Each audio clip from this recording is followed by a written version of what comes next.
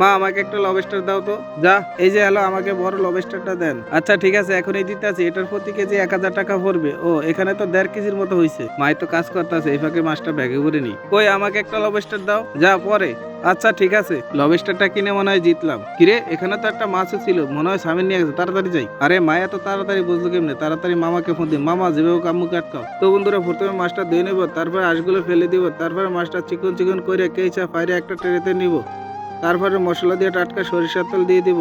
আরে এখনো তো বোনকে দেখতেছি না। ওই তো বোন আসতেছে। বোন এদিকে এদিকে আয়। আরে ভাই ডাকতেছে, যাই দেখি। কিরে, আজকে আবার কি চ্যালেঞ্জ দিবি? তাড়াতাড়ি দে। তো বন্ধুরা, সবাই ভিডিওতে একটা করে লাইক দিয়ে দাও, আর আমাদের চ্যানেলে নতুন হয়ে থাকলে চ্যানেলটা সাবস্ক্রাইব করে বেল আইকন বাজিয়ে দাও।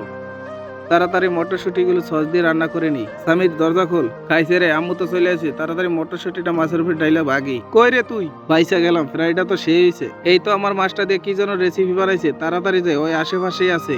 ওই তো যাইতাছে।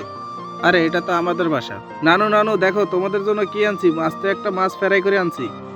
দাদুর জন্য এত বড় একটা মাছ আনছো, তোমাকে অনেক ধন্যবাদ। ধন্যবাদ দেওয়ার কি আছে, তাড়াতাড়ি খাওয়া। আচ্ছা, এখনই খাওয়াইতাছি। যেই ঘেরান আসতেছে, আমার তো জিভে জল এসে বললো। মাছের রেসিপিটা আসলে অনেক মজা হয়েছে। ও আচ্ছা, এই ব্যাপার।